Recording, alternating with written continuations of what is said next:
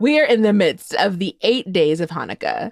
So, yes, I am here with my co host, David Figler, to talk about all the delicious Hanukkah foods in Las Vegas. Hag Sameach.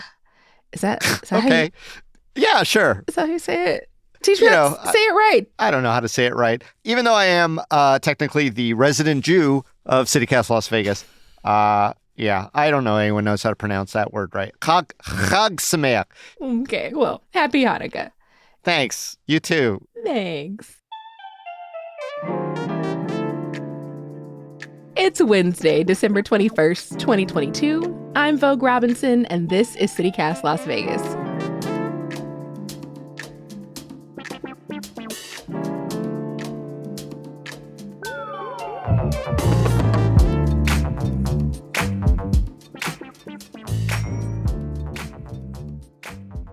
Okay, David. Yes, Vogue. Hi. Hi. What are your memories of Hanukkah foods growing up in Las Vegas? So are you asking what my mom made for Hanukkah? Yeah, Okay, easy. Reservations. Ow. Such an old Jewish No. joke.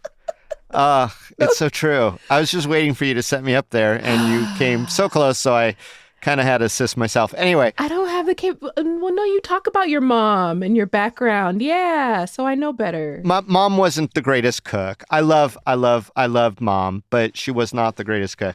You know, most Jewish holidays, with the exception of ones where you have to fast and then eat a lot of food, are about eating a lot of food. I do have many a memory of brisket because that was her fave. And brisket was pretty much a traditional meal for any gathering under the Jewish roof.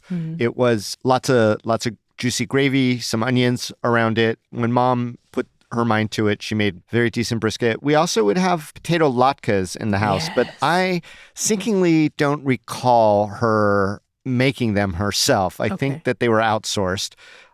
We didn't have a Trader Joe's back in ye olden days of David's youth. Outsourced from where? I think other Jewish people, we used to have, I recall, and this may still happen somewhere in the community, but we were much smaller in Las Vegas back in the 70s.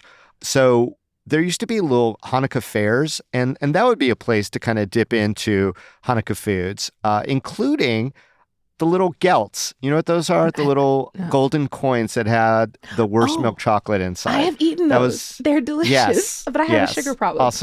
Also part of a Hanukkah tradition. So that makes really, sense. In the little mesh bags. In the little mesh bags. Yes. Absolutely. Okay. And in fact, true to Las Vegas / Jewish culture, the whole thing about Hanukkah is it has like this gambling game at the middle of it. So you know the dreidel. We all know the dreidel. I made you all out the of Gentile clay. kids had to do the one and only at the time Hanukkah song for the winter pageant or holiday pageant, whatever, right?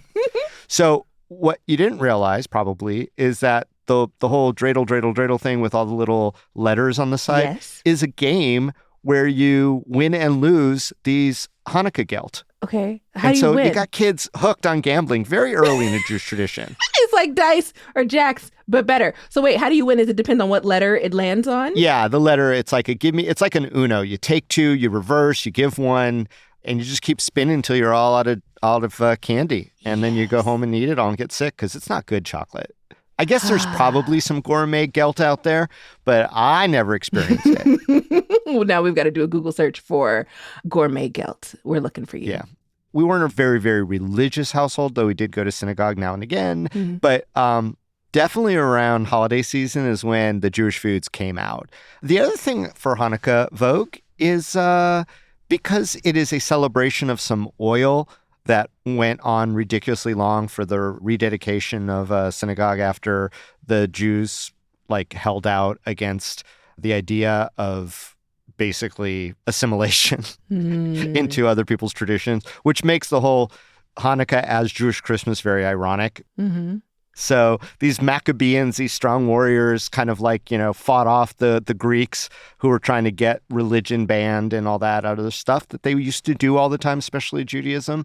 And they held out, and then they were able to reconsecrate a temple with some oil that was only supposed to last for 1 day, but it lasted for 8 days. So this miracle of energy efficiency has now created. I have seen the Rugrats episode. Okay, I know. Yeah, these yeah, things. you got it. You got Okay. it. So fried foods are like a big deal in honor of that oil. So you get the latkes, which are these, if done correctly, these very thin, crispy potato pancakes that are not too dense, but that are also unique in their sort of flavor. It's not like a potato cake that one might find at a place like Arby's. It definitely can be messed up. There's essentially 2 levels, Vogue, of latke. There's Master Champion Great Latke, and then there's crap, and the rest of it's just crap. There's no in between. There's no semi-good latkes. You either got shit or you ain't. It's either damn delicious or Yeah. Okay. Yeah. Well, good. Yeah. I want some damn delicious latkes. So where can I find damn delicious latkes, David? Whoever my mom got them from. So you're going to have to do some exhuming, and there might be a seance. And rest in peace, rest her soul. Yeah. I don't know where they came from. There was a time when old school bagel mania, which is now on a lot of people's no-no list for reasons we've talked about on this podcast, used to kind of make them in bulk, and we would go there when it was Harry's Bagel Mania over on Swenson and Twain. Come on, Cross Street. Yeah, and there are places all over town that have Hanukkah menus, and you can't have a Hanukkah menu without there being a latke on there. So what else do you and your partner eat for Hanukkah? Oh, well, we try to make our own stuff, and that was on the agenda for the first night of Hanukkah, but things happen. So we went down the street and got some excellent brisket over at the El Cortez Hotel and Casino. They nailed it with the brisket. You went to the El Cortez. Well, El Cortez has a Hanukkah menu, man, and it's excellent brisket and all the stuff that went around it. I don't think I've ever eaten a meal in El Cortez. The latkes were not my favorite, but they're a matzo ball factory too. Inside El Cortez, in their coffee shop, Siegel's 1941, they have a Hanukkah menu.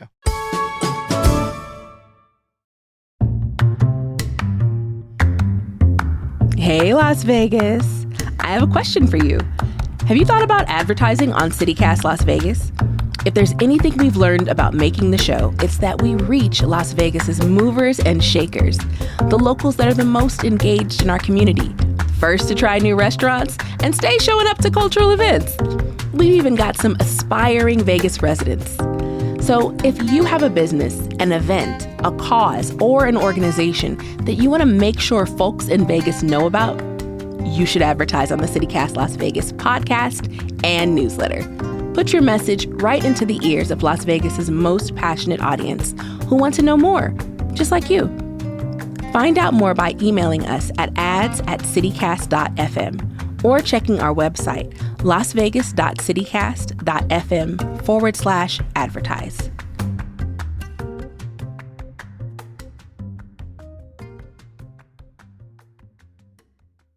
Are there other restaurants or shops you go to get your Hanukkah goods? I've tried a couple of different places in town that offer latkes, and I'm going to do this again to you.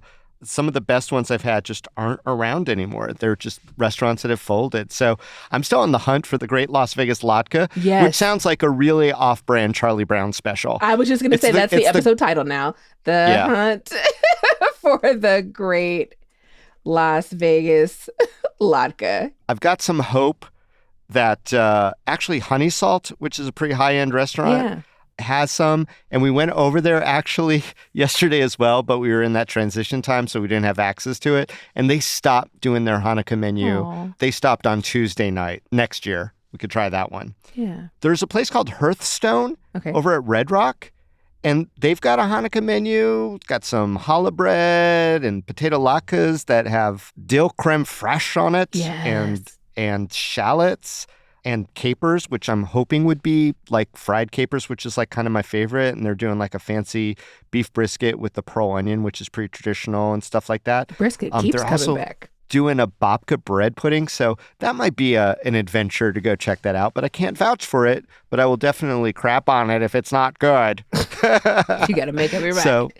You got to. You got to. But no, I'm hopeful for that. And then, any deli in town is going to have some variation of a latke pretty much on their menu. And they're all serviceable. I haven't found one that I love yet.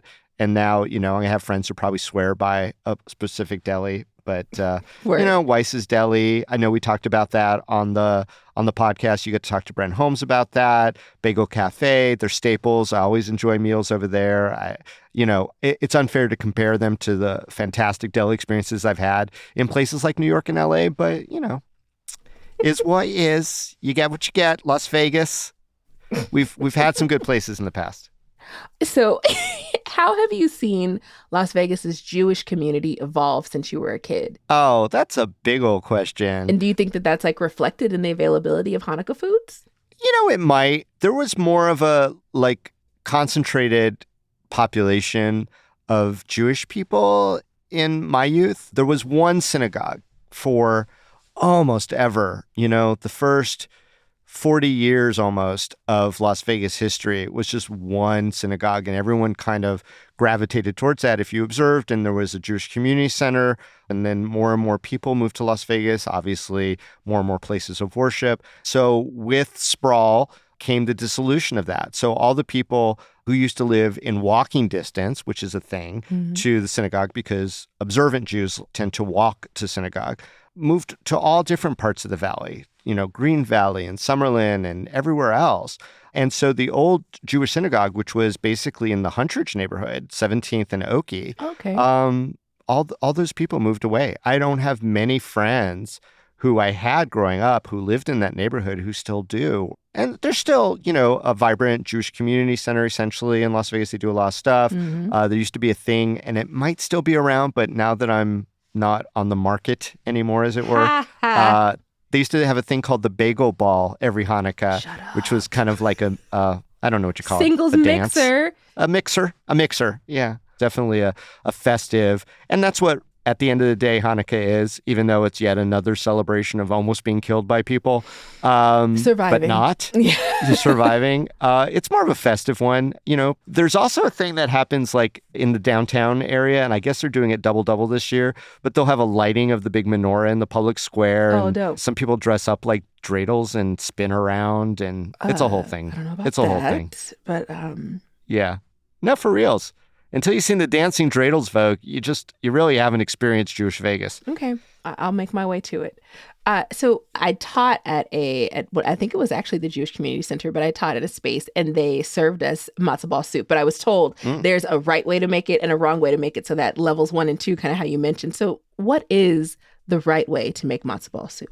Okay, again, I'm always equivocating. It's a matter of personal preference. You could have the hard, small matzo balls. What do you think? I like the fluffy matzo balls. I like a nice, clear broth with simple things in there, a little bit of celery, a little bit of carrot, and some thin onions that are clear when you hold them up. Just the right amount of salt. Not too salty, but definitely noticeably salty, if that makes sense. To me, that's the perfect matzo ball. But everyone has their preferences. And I do like the matzo ball soup at El Cortez, even though, once again, they put a lot of chicken in it, and that might be a little too much, but it keeps me warm. So we hear that you have a very special Hanukkah recipe connected to your family history. So we want to know, what's your secret to making an excellent babka? Babka. Well, here's the funny part. As I might have mentioned on the pod before, and certainly tell anyone who will listen, I do come from a long line of bakers. My grandparents immigrated to the United States. They landed in Chicago in the early part of the 20th century. They had a kosher bakery that lasted all the way into early 1960s. Cool. But it predates me. And while they had all the things, I wasn't part of that. My dad didn't really pass that on to me, right? So my connection with babka actually comes from that one episode of Seinfeld where babka was at the center of everything. So that's my Jewish tradition. So I got a book on, as a gift, Modern Jewish Baking. It's a perfectly excellent babka recipe. You could do so many different variations of sort of filling. I do like the chocolate best. I'm also a big fan of rugelach. And rugelach is another dessert that you could have around this time. You really could have any dessert at any time. The main thing, though, for Jewish celebrations at Hanukkah is really the jelly donut. Again, that fried food. And good luck finding, the perfect Jewishy jelly donut.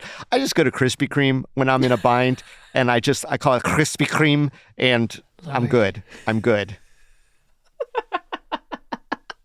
Whatever works for you. Yeah, it works. Okay.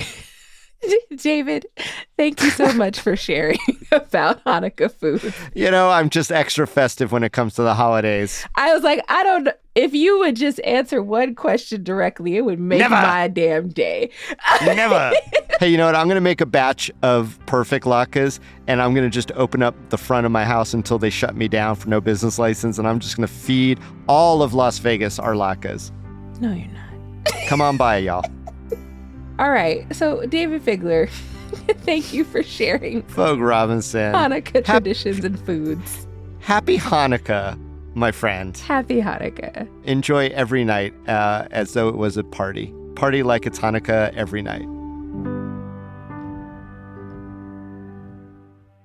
David, what's happening around town? Well, Vogue, average gas prices in the Valley have dropped below $4 a gallon for the first time since February. Experts say that's partly the result of refineries once again operating at full strength, as well as falling prices for crude oil. Sounds good. Fossil fuel addicts rejoice. Meanwhile, the state is having a contest to name a snowplow right here in southern Nevada. Go to the Nevada Department of Transportation website to enter and do it by December 26th. But please don't name it Snowy McSnowplowface or Zamboni Moroni. We could do better, Las Vegas. We could do better.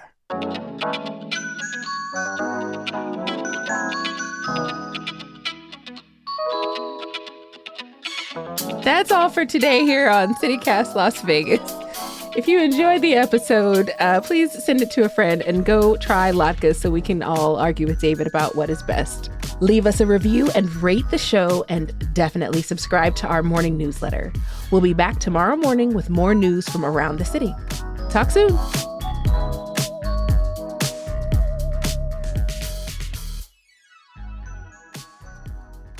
Cue music. Diggle, diggle, diggle, diggle, diggle, diggle, diggle, diggle. Special Hanukkah edition. In blue writing. I was to tell you all a terrible brand thing, my Gentile perspective. Okay.